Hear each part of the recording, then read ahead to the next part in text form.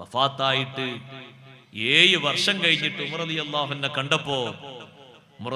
അൻഹു കണ്ടപ്പോ ചോദിച്ചു, കണ്ട ആള് ചോദിച്ചു, എങ്ങനുണ്ട്? ഉമർ റളിയല്ലാഹു അൻഹു പറഞ്ഞു, ഒരു വിഷയത്തിന്റെ ഹിസാബിൽ നിന്ന് ഇപ്പം അങ്ങോട്ട് രക്ഷപ്പെട്ടിട്ടുള്ളൂ. ഒറ്റ വിഷയം അല്ലാഹു തആല ചോദിച്ചിട്ട് അതിന്റെ ഉത്തരം പറഞ്ഞിട്ട് ഇപ്പം അങ്ങോട്ട് ക്ലിയർ ആയിട്ടുള്ളൂ. എന്താണ് ആ ചോദ്യം? വല്ലാത്ത ഒരു ചോദ്യം തന്നെയാണ്. അല്ലാഹു തആല സലാമത്ത് നൽകട്ടെ. ഖബറിന്റെ ലോകം വല്ലാത്തൊരു ലോകല്ലേ സഹോദരങ്ങളെ. അഷ്റഫുൽ ഖൽഖ് സല്ലല്ലാഹു അലൈഹി വസല്ലം തങ്ങൾ വലിയ പ്രഗൽഭനായ സ്വഹാബി വര്യനായ സഅദ് റളിയല്ലാഹു അൻഹുവിനെ ഖബറടക്കിയപ്പോ ഖബറിന്റെ ഉള്ളിലേക്ക് സഅദ് റളിയല്ലാഹു അൻഹുവിന്റെ ശരീരം, സഅദ് ഇബ്നു മുആദ് റളിയല്ലാഹു അൻഹു, അതും ഒരു സാധാരണ സ്വഹാബിയല്ല. അവിടുത്തെ മരണത്തിന്റെ പേരിൽ അള്ളാഹുവിന്റെ അർശ് വരെ വിറച്ചുപോയി എന്ന് ഹദീസിൽ പഠിപ്പിച്ച സ്വഹാബിയാണ്. ആ മരണം നമ്മൾ മരിച്ചാൽ ആരറിയാൻ? അള്ളാഹുവിന്റെ അർശ് വരെ അറിഞ്ഞുപോയി സഅദ് ഇബ്നു മുആദ് റളിയല്ലാഹു അൻഹുവിന്റെ മരണം. ആ സഅദ് തങ്ങളെ ഖബറിലേക്ക് അങ്ങ് വെച്ചപ്പോ, ഖബറിലേക്ക് വെച്ചിട്ട് അടിയിലെ ആ ഭാഗത്തുള്ള ഖബറിങ്ങനെ അടിയിലെ ഭാഗം കൊണ്ട് മൂടി റെഡിയാക്കിയിട്ട് സ്വഹാബത്തൊക്കെ മണ്ണിടാൻ ഒരുങ്ങുന്ന നേരം അല്ലാഹുവിന്റെ റസൂൽ തസ്ബീഹ് ചൊല്ലാൻ തുടങ്ങി. സുബ്ഹാനല്ലാഹ് സുബ്ഹാനല്ലാഹ് സുബ്ഹാനല്ലാഹ് സുബ്ഹാനല്ലാഹ്. തങ്ങൾ ചൊല്ലിയപ്പോ സ്വഹാബത്തും ചൊല്ലി തുടങ്ങി സുബ്ഹാനല്ലാഹ് സുബ്ഹാനല്ലാഹ് സുബ്ഹാനല്ലാഹ്. കുറെ നേരം തസ്ബീഹ് ചൊല്ലി. പിന്നെ തങ്ങൾ തസ്ബീഹ് നിർത്തിയിട്ട് തക്ബീർ ചൊല്ലാൻ തുടങ്ങി. അല്ലാഹു അക്ബർ അല്ലാഹു അക്ബർ അല്ലാഹു അക്ബർ. സ്വഹാബത്തും തക്ബീർ ചൊല്ലി. തക്ബീർ നിർത്തിയപ്പോ അവിടുത്തോട് ചോദിച്ചു, ലിമ സബ്ബഹത ത്വീലൻ സുമ്മ കബ്ബർത ത്വീലാ. നീണ്ട നേരം തസ്ബീഹ് ചൊല്ലിയല്ല നബിയേ, നീണ്ട നേരം തക്ബീറും ചൊല്ലിയല്ലോ. അല്ലാഹുവിന്റെ റസൂല് പറഞ്ഞു, സ്വഹാബാ, സാധാരണ കാണാത്തൊരു കാഴ്ച ഈ ഖബറിന്റെ ഉള്ളിൽ ഞാൻ കണ്ടുപോയി. ലഖദ് തളായഖ അലാ ഹാദൽ അബ്ദി സ്വാലിഹി ഖബ്റുഹു. ഈ നല്ല മനുഷ്യനെ ഖബർ പിടിച്ച് ഇടുക്കിപ്പോയി സ്വഹാബാ. ഖബർ പിടിച്ച് ഇടുക്കിയപ്പോൾ എനിക്കത് സഹിച്ചില്ല. അപ്പോഴാണ് ഞാൻ തസ്ബീഹ് ചൊല്ലിയത്. നിങ്ങളും എന്റെ കൂടെ കുറെ നേരം തസ്ബീഹ് ചൊല്ലിയത്. സഹോദരങ്ങളെ, തസ്ബീഹ് കുറെ നേരം അള്ളാഹുവിനല്ലേ വാഴ്ത്തുന്നത്? പടച്ച റബ്ബിനല്ലാതെ ഈ പിടുത്തം വിടാൻ കഴിയുമോ? ഖബറിന്റെ 2 ഭിത്തികൾ ഒന്നാകെ അങ്ങ് കൂടിപ്പോയാൽ ചെറിയൊരു കൊതുകിന്റെ കടി സഹിക്കാൻ കഴിയാത്ത ദുർബല ശരീരമല്ലേ നമ്മുടെ ശരീരം. ഒരീച്ചയുടെ കടി സഹിക്കാൻ കഴിയാത്ത ശരീരമല്ലേ നമ്മുടെ ശരീരം. കാണുന്ന ഖബറിന്റെ 2 ഭിത്തികൾ അങ്ങനെ അങ്ങ് വന്ന് ഇടുക്കിയാൽ നബി സല്ലല്ലാഹു അലൈഹി വസല്ലം തങ്ങൾ എന്താ പരിഹാരം കണ്ടത്? ദിക്ർ തന്നെ പരിഹാരം. സുബ്ഹാനല്ലാഹ് സുബ്ഹാനല്ലാഹ് സുബ്ഹാനല്ലാഹ്. നീണ്ട നേരം തസ്ബീഹ് അങ്ങ് ചൊല്ലിയപ്പോ അതേ ഖബർ പിടുത്തം വിട്ടുപോയി.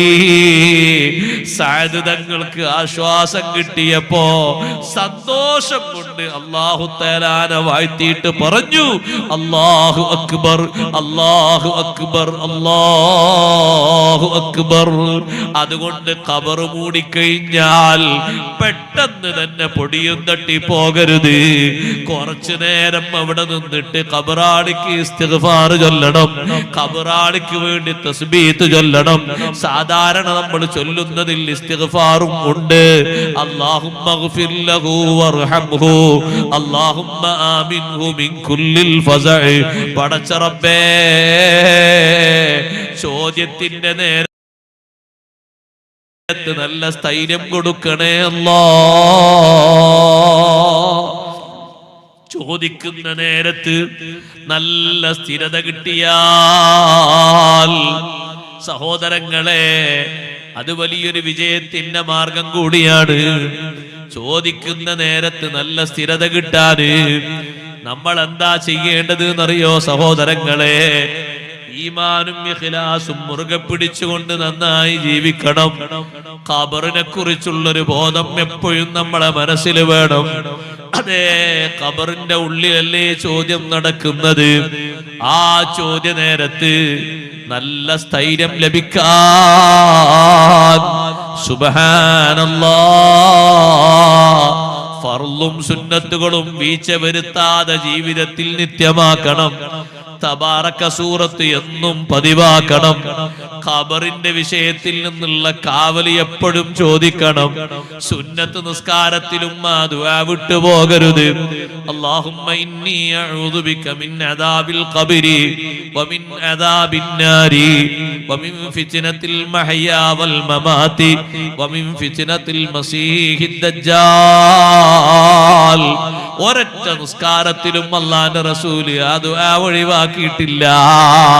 അല്ലാഹുമ്മ സ്വല്ലി അലാ മുഹമ്മദ് എന്നെത്തുമ്പോഴേക്ക് തിരക്കും പിടിച്ച് സലാം വീട്ടിയിട്ട് എണീറ്റ് പോകണ്ട ഉമ്മമാരെ, അല്ലാഹുമ്മ സ്വല്ലി അലാ മുഹമ്മദിൻ വഅലാ ആലിഹി, ആലിന്റെ മേൽ സ്വലാത്ത് ചൊല്ലണം. അത് അബ്ആദ് സുന്നത്താണ്, നിസ്കാരത്തിന്റെ പൂർണ്ണതക്ക് അനിവാര്യമാണ്. വഅലാ ആലിഹി എന്ന് ചൊല്ലിയ ശേഷം അല്ലാഹുമ്മ ഇന്നി അഊദു ബിക മിൻ അദാബിൽ ഖബരി വമിൻ അദാബിൻ നാരി വമിൻ ഫിത്നത്തിൽ മഹ്യാ വൽ മമാത് വമിൻ ഫിത്നത്തിൽ മസീഹിദ് ദജ്ജാൽ.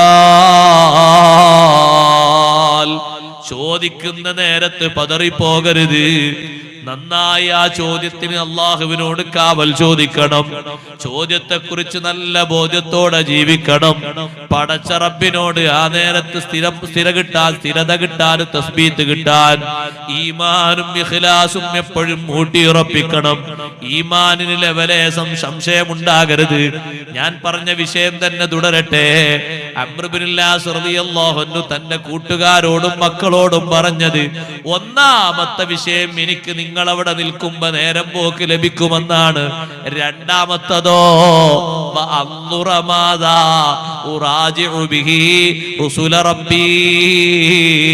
എന്റെ റബ്ബിന്റെ ദൂതന്മാര് ചോദിക്കാൻ വരുന്ന നേരത്ത് എന്തൊക്കെ ഉത്തരം പറയണമെന്ന് നിങ്ങൾ പുറത്തു നിന്നാൽ എനിക്ക് മനസ്സിലാക്കാൻ എളുപ്പമാണ്. അതുകൊണ്ട് പെട്ടെന്ന് പോകരുതേ. ഉമ്മാനെ മറവ് ചെയ്ത്, ഉപ്പാനെ മറവ് ചെയ്ത്, കൂട്ടുകാരെ മറവ് ചെയ്ത് കുറച്ചു നേരം അതിന്റെ ചുറ്റുഭാഗത്തും നിന്ന് തസ്ബീത്ത് ചൊല്ലണം. ഒരമണിക്കൂർ നിന്ന് തസ്ബീത്ത് ചൊല്ലാൻ പറ്റുമോ? ഖബറൊക്കെ മൂടിയ ശേഷം, തൽഖീനൊക്കെ കഴിഞ്ഞ ശേഷം തസ്ബീത്ത് തുടരണം. തൽഖീൻ കഴിഞ്ഞിട്ടാണ് തസ്ബീത്ത്. തസ്ബീത്ത് നേരത്തെ തുടങ്ങിയിട്ട് എന്തെങ്കിലുമൊക്കെ കഴിക്കാണ്ടെങ്കിൽ കഴിച്ചാണ്ട് വേഗം സലാമത്താകല്ല വേണ്ടിയത്. തസ്ബീത്ത് ലാസ്റ്റാണ്, തൽഖീനൊക്കെ കഴിഞ്ഞ ശേഷം. അങ്ങനല്ല തസ്ബീത്ത്, അങ്ങനെയാണ് തസ്ബീത്ത്. തസ്ബീത്ത് ചെല്ലണം. തസ്ബീത്ത് മണ്ണിടുമ്പോഴേക്ക് തുടങ്ങിക്കോളിൽ കുഴപ്പമൊന്നുമില്ല.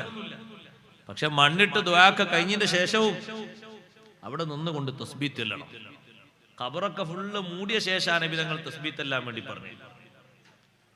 ഈ തൽഖീന് നിർത്തി കിട്ടാൻ വേണ്ടിയിട്ട് നേരത്തെ ഏതോ ആൾ തുടങ്ങി വെച്ചതാണ് ഈ തസ്ബീത്ത്. അങ്ങനെയല്ല വേണ്ടത് ശരിക്കും. ഞാനൊരു പുതിയതായിട്ട് ഒരു സുന്നത്തമാത്തിന്റെ ആശയം ഒന്ന് കോഴിക്കോട്ട് നിന്ന് എഴുതി കൊണ്ടൊന്നുമല്ല, അങ്ങനെ തന്നെ ഉള്ളത്.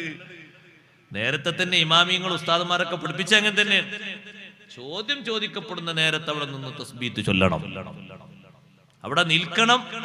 മുഅ്മിനീങ്ങൾ നിൽക്കുമ്പോ തന്നെ ഖബറാളിക്ക് സന്തോഷാണ് എന്ന് ലോകത്ത് ആരാ പഠിപ്പിച്ചത്? അംർ ഇബ്നുൽ ആസ് റളിയല്ലാഹു അൻഹു.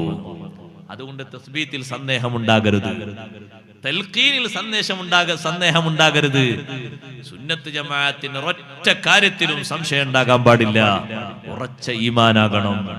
അഷ്റഫുൽ ഖൽഖ് മുഹമ്മദുർ റസൂലുള്ളാഹി സ്വല്ലല്ലാഹു അലൈഹി വസല്ലം തങ്ങൾ അവിടുത്തെ സ്വഹാബത്തിലൂടെ, സ്വഹാബത്ത് താബീങ്ങളിലൂടെ, താബിയുകൾ ഇമാമിയങ്ങളിലൂടെ നമുക്ക് എത്തിച്ചു തന്ന എല്ലാ കാര്യങ്ങളിലും അടിയുറച്ച നല്ല ഈമാനും ഇഖ്ലാസും ഉണ്ടാകണം. ഈമാനിൽ ലവലേശം മാറ്റമുണ്ടായാൽ നിഫാഖ് ബാധിച്ചു പോയാൽ, ബിദ്അത്ത് ബാധിച്ചു പോയാൽ ഏറ്റവും വലിയ സങ്കടം വരുന്നൊരു നേരമാണ് ഖബറിന്റെ ലോകം കേട്ടോ. മറ്റൊന്ന് മഹ്ശറിൽ വെച്ച് മുഅ്മിനീങ്ങള് അവരുടെ നൂറോടെ മുന്നോട്ട് നീങ്ങുമ്പോ പിന്നാലെ ഇരുട്ടിൽ തപ്പുന്ന മുനാഫിഖുകൾ വിളിക്കും, അലം നകും മഅകും, നമ്മൾ നിങ്ങളോടൊപ്പം ജീവിച്ചവരല്ലേ, ഒപ്പം നിസ്കരിച്ചവരല്ലേ, ഒപ്പം പലതും പലതും ചെയ്തവരല്ലേ. മുഅ്മിനീങ്ങൾ പറയും ഖാലൂബല, സംഗതിയൊക്കെ അങ്ങനെ തന്നെ. വലാകിന്നകും ഫതൻതും അൻഫുസകും വതറബ്ബസ്തും വർതബ്തും വഗറത്കുമുൽ അമാനിയു ഹത്താ ജാഅ അംറുല്ലാഹി വഗറക്കും ബില്ലാഹിൽ ഗറൂർ. ദുനിയാവിലെ താൽപര്യങ്ങളും ആഗ്രഹങ്ങളും നിങ്ങളെ വഞ്ചിച്ചു കളഞ്ഞു. പല വിഷയങ്ങളിലും നിങ്ങൾ സംശയിച്ചു പോയി, പലതും ശരിയല്ല എന്ന് നിങ്ങൾ മനസ്സിലാക്കിപ്പോയി. വഗറക്കും ബില്ലാഹിൽ ഗറൂർ, മഹാവഞ്ചകനായ പിശാച് നിങ്ങളെ ചതിച്ചുപോയി എന്ന് ഈമാനുള്ളവർ മറുപടി പറഞ്ഞ് മുന്നോട്ട് നീങ്ങും. സഹോദരങ്ങളെ, മുനാഫിഖുകൾ ഇരുട്ടിൽ തപ്പുകയാണ്. ഒരു പ്രയോജനമുണ്ടാകുമോ? ഇല്ലല്ലോ. ഏറ്റവും കടുത്ത ശിക്ഷ കൊടുക്കാൻ വിധിക്കപ്പെട്ട നരകത്തിലെ അടിത്തട്ട് അല്ലാഹു തയ്യാറാക്കിയിരിക്കുന്നത് ആർക്കാണ്? ഇന്നൽ മുനാഫിഖീന ഫിദ്ദർക്കിൽ അസ്ഫലി മിനന്നാർ. കപടന്മാർക്കല്ലേ നരകത്തിലെ അടിത്തട്ട്, കപട വിശ്വാസികൾക്കല്ലേ വിശ്വാസരംഗത്ത് വൈകല്യം സംഭവിച്ചു. നിസ്കാരത്തിന് കുറവൊന്നുമില്ല, മറ്റു സുഹൃതങ്ങൾക്ക് കുറവൊന്നുമില്ല, കുറവുള്ളത് ഈമാനിനാണ്. ഈമാനിന് കുറവുണ്ടാകാൻ പാടില്ല.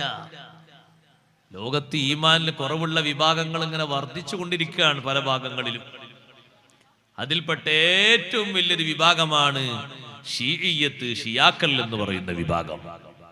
വിശ്വാസരംഗത്ത് വലിയ വൈകല്യമുള്ള കൂട്ടരാണ്. 1, 2 ഒന്നല്ല, 10, 45 വിഭാഗം ഉണ്ടവര്. കിതാബിൽ തന്നെ അങ്ങനെ പഠിപ്പിക്കുന്നുണ്ട്. 10, 45 വിഭാഗം ഉണ്ട്. പള്ളി ദർസിൽ ഓതുന്ന ഷറഹുൽ അഖായിദിന്റെ ഷർഹുകളിലൊക്കെ കാണാം. ചില വിശ്വാസങ്ങളൊക്കെ കേൾക്കുമ്പോൾ അവർ ഇത്രയും പോയത്തക്കാരാണോ എന്ന് ചിന്തിച്ചു പോകും. സൈദിയത്ത് എന്ന് പറയുന്ന ഒരു വിഭാഗം ഉണ്ട്. അതില് അവരിപ്പുണ്ടോന്ന് അറിയില്ല. അവരെന്താ പറയുന്നത് അറിയോ? ഈ മഴ പെയ്യുന്നതൊക്കെ അതൊക്കെ അല്ലാഹു തആലാന്റെ മൂത്രാണ് എന്ന് അവര് പറയുന്നത്. നിങ്ങൾ ആലോചിച്ച് നോക്കുക, അവരുടെ വിശ്വാസത്തിന്റെ ഒരു വൈകല്യവും. അവർക്കുണ്ട് പള്ളി, അവർക്കുണ്ട് നിസ്കാരം, അതുകൊണ്ട് മാത്രം കാര്യമില്ല. വിദേശത്ത് ചില സ്ഥലങ്ങളിലൊക്കെ പോയാൽ വാങ്ക് തന്നെ മാറിയത് കാണാം. നമ്മുടെ നാട്ടിൽ വാങ്ക് മാറിയിട്ടുണ്ടോ? ഇല്ല. അവിടൊക്കെ അഷ്ഹദു അല്ലാ ഇലാഹ ഇല്ലല്ലാഹ് എന്ന് പറഞ്ഞാൽ ചില സ്ഥലത്തൊക്കെ അഷ്ഹദു അന്ന അലി വലിയുല്ലാഹ് എന്ന് കേൾക്കാം. ചില സ്ഥലത്ത് അഷ്ഹദു അന്ന അലി റസൂലുള്ളാഹ് എന്നും കേൾക്കാം. അല്ലാഹു തആല കാത്തുരക്ഷിക്കട്ടെ. മനുഷ്യന്മാരെ വിശ്വാസപരമായിട്ടുള്ള വൈകല്യങ്ങളാണിത്.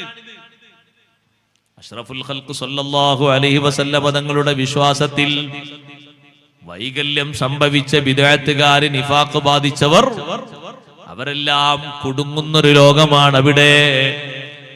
ഏറ്റവും അധികം ഈമാനില്ലാത്ത ആളുകള് ഒന്ന് മുസ്ലിമായെങ്കിലെങ്കിലും മതിയായിരുന്നു എന്ന് വിചാരിക്കുന്നൊരു നേരം എപ്പോഴാണെന്നറിയോ? ഒന്നാമത്തെ തട്ടിൽ നിന്ന് ദോഷികളായ മുഅ്മിനീങ്ങളുടെ ശിക്ഷ കഴിഞ്ഞിട്ട് ഘട്ടം ഘട്ടമായി അവരെ സ്വർഗത്തിലേക്ക് കയറ്റിക്കൊണ്ടുപോകുമ്പോ 6 തട്ടുകളിലും കിടക്കുന്ന ആളുകൾ പറയും, ദോഷികളായ മുസ്ലിമെങ്കിലും ആയില്ലല്ലോ.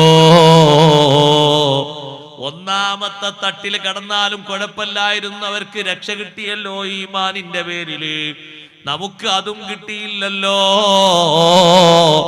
എന്ന് ബാക്കി 6 തട്ടിലും ഉള്ള ആളുകൾ ആവർത്തിച്ചവർ പറയും, റുബമായ വദ്ദുല്ലദീന കഫറൂ ലൗ കാനൂ മുസ്ലിമീൻ. ഈമാനില്ലാത്ത ആളുകൾ ഒന്ന് മുസ്ലിമായിരുന്നെങ്കിൽ, ഒന്ന് ഇസ്ലാമോടെ ജീവിച്ചിരുന്നുവെങ്കിൽ എന്ന് ചിന്തിക്കുന്ന, വളരെ കൂടുതൽ ആഗ്രഹിക്കുന്ന, വിളിച്ചു പറയുന്ന നേരം അത് പരലോകമാണ് സഹോദരങ്ങളെ.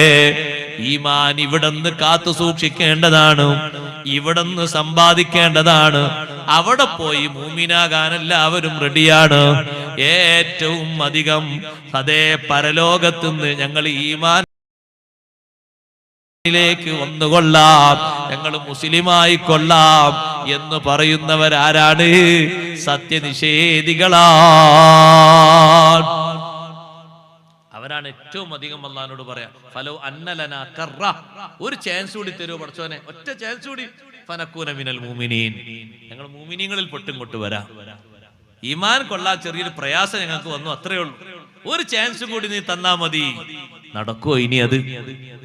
അള്ളാഹു നമ്മുടെ ഈമാൻ സലാമത്താക്കി തരട്ടെ.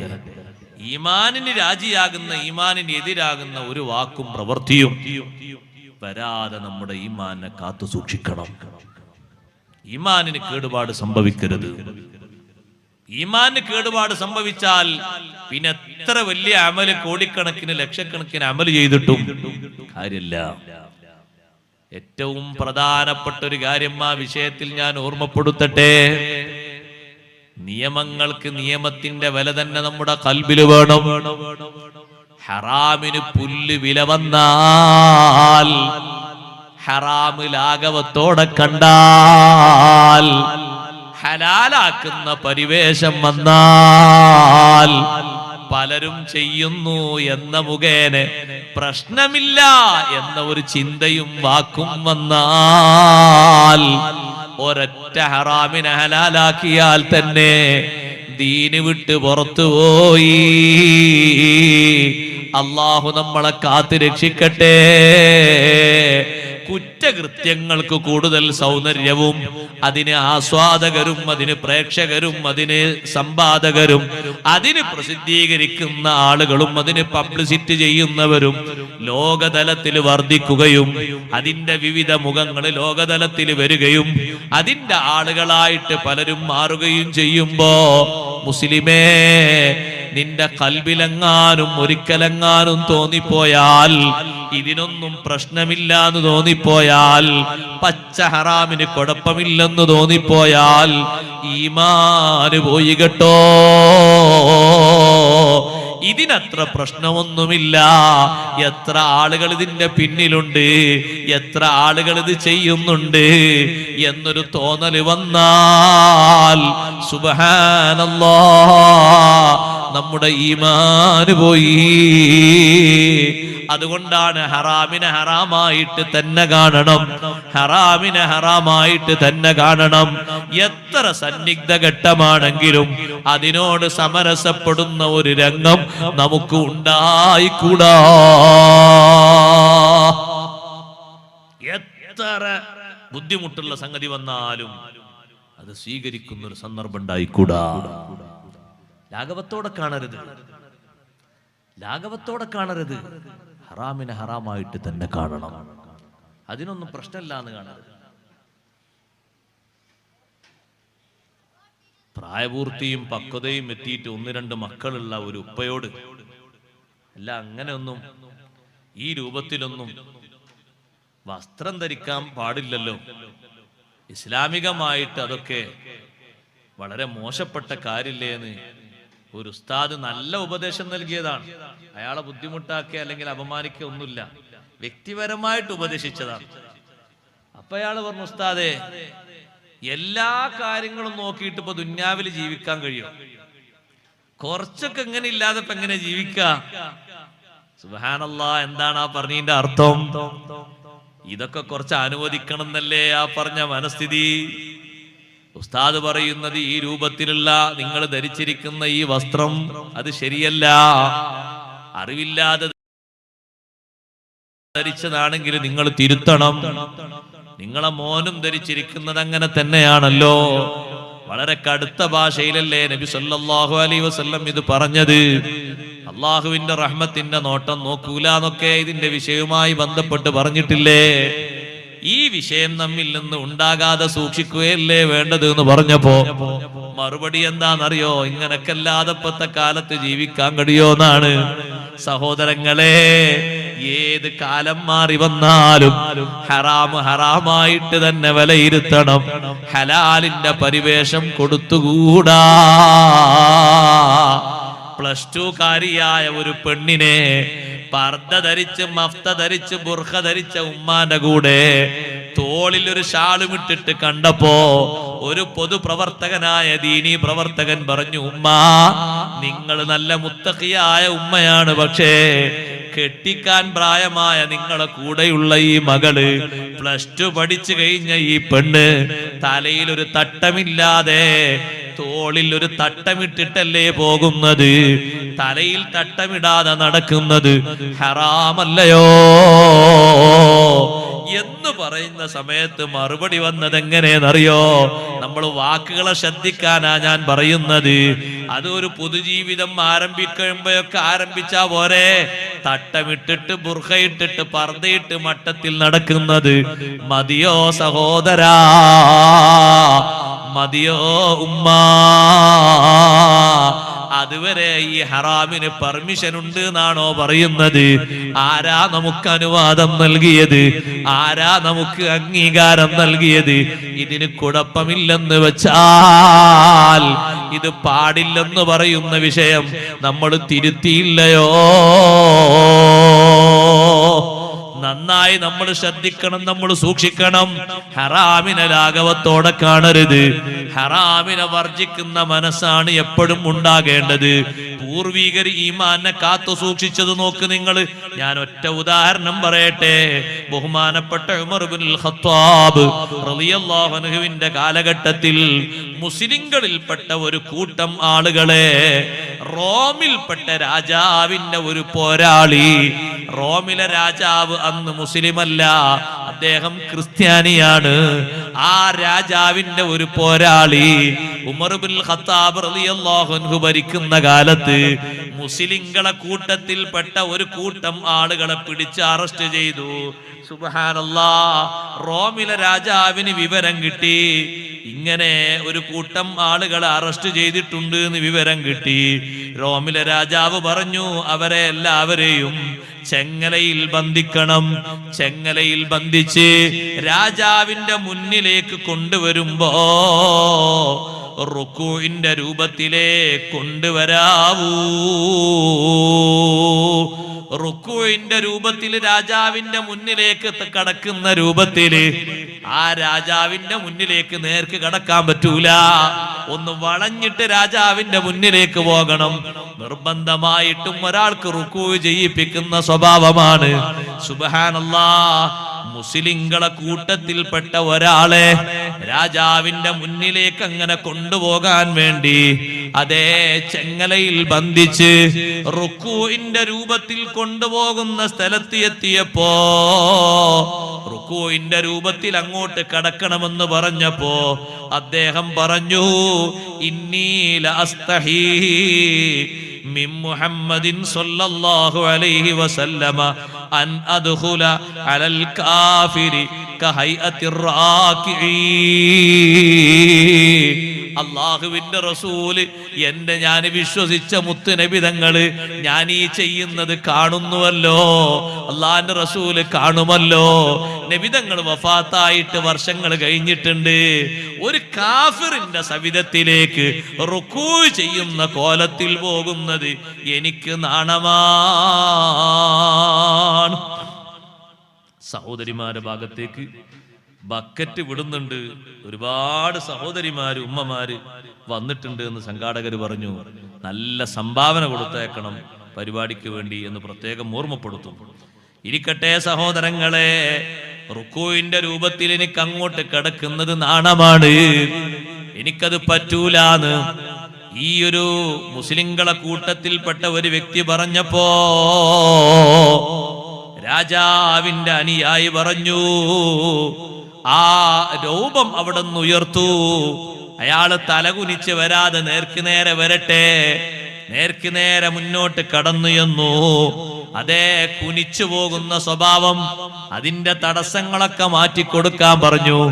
നേരെ രാജാവിന്റെ അനുയായിയുടെ മുന്നിലേക്ക് പോയി. ദീർഘനേരം സംസാരിച്ചപ്പോ റോം രാജാവിന്റെ അനുയായി പറഞ്ഞു, നീ ഞങ്ങളെ ദീനിൽ പ്രവേശിക്കണം. ഒരാളോട് പറയാണ്, ഞങ്ങളെ മതത്തിൽ നീ പ്രവേശിക്കണം. എന്റെ കയ്യിലുള്ള ഭരണത്തിന്റെ മോതിരം നിന്റെ കയ്യിലേക്ക് വെച്ചു തരാം. റോമിന്റെ അധികാരം നിനക്ക് ലഭിക്കും. നിനക്ക് ഇഷ്ടം പോലെ കാര്യങ്ങൾ ചെയ്യാം. ആ സമയത്ത് മുസ്ലിമായ സഹോദരൻ ആ റോമിന്റെ അധിപനോട് ചോദിച്ചു, അല്ല, കം ലിറൂമി മിനദ് ദുനിയാ, ദുനിയാവിൽ നിന്ന് റോമെന്ന് പറയുന്ന പ്രദേശം എത്രയുണ്ട്? അതേ, കുറഞ്ഞ പ്രദേശമല്ലേ ഉള്ളൂ. ദുനിയാവ് മൊത്തം റോമല്ലല്ലോ, ദുനിയാവിന്റെ പകുതി റോമല്ലല്ലോ, ദുനിയാവിൽ കുറഞ്ഞ ഭാഗമല്ലേ റോമെന്ന് പറയുന്നത്.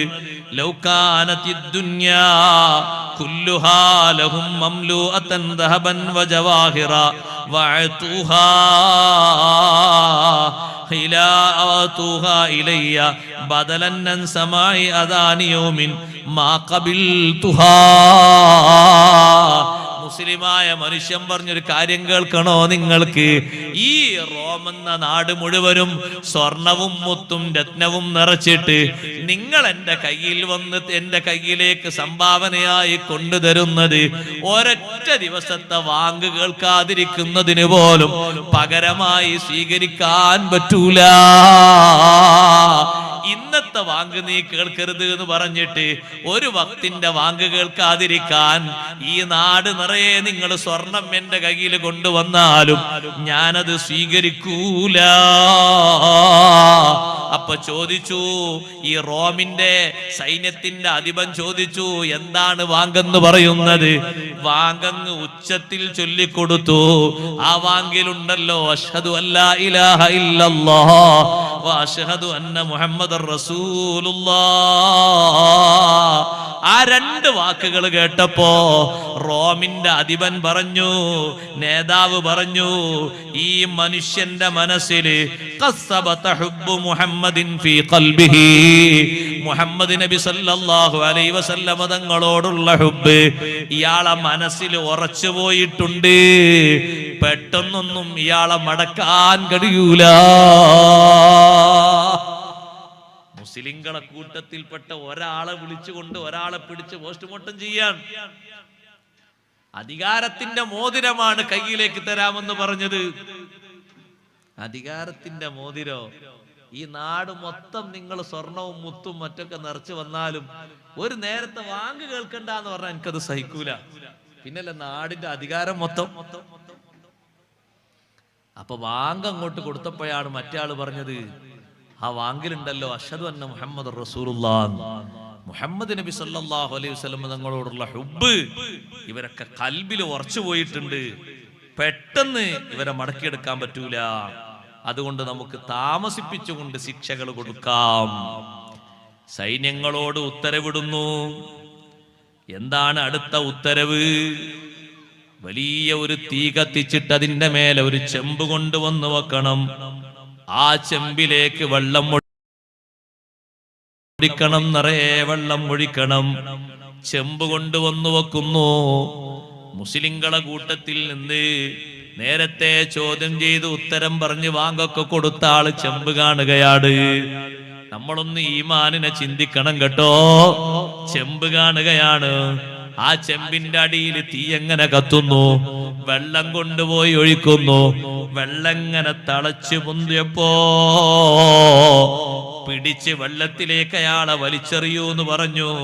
അവരെല്ലാവരും കൂടി പിടിച്ച് ഈ മനുഷ്യനെ ചെമ്പിലേക്ക് വലിച്ചെറിയുമ്പോ ചെമ്പിലേക്ക് എത്തുന്നത് കുറെ ദൂരത്ത് നിന്ന് എറിഞ്ഞിട്ടാണ്. ചെമ്പ് തൊടാനായ നേരത്ത് മുസ്ലിം അങ്ങ് ചൊല്ലിപ്പോയി, ബിസ്മില്ലാഹിർ റഹ്മാനിർ റഹീം.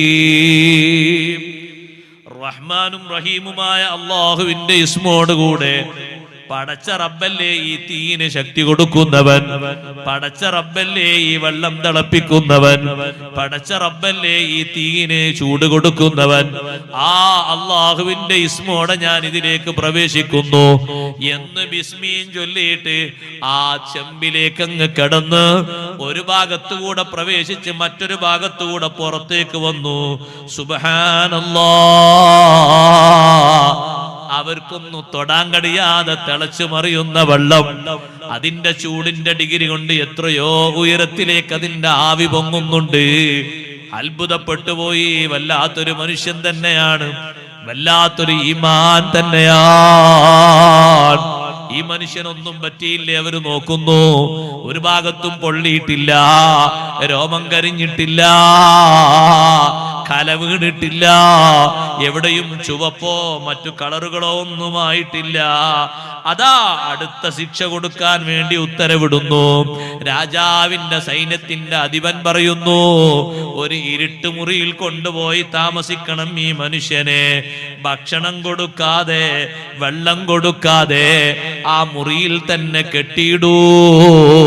അതേ ഇരുട്ടുമുറിയിലേക്ക് പാത്രത്തിലേക്ക് നിങ്ങൾ കൊണ്ടുപോയി വെക്കേണ്ടത് പന്നിമാംസവും കള്ളും മാത്രമാണ്. പച്ചവെള്ളം കൊടുക്കരുത്, കടിക്കാൻ പറ്റുന്ന ഒരു ഭക്ഷണവും കൊടുക്കരുത്. എങ്ങനുണ്ട് ഈമാൻ എന്ന് ഞാൻ ഒന്ന് നോക്കട്ടെ.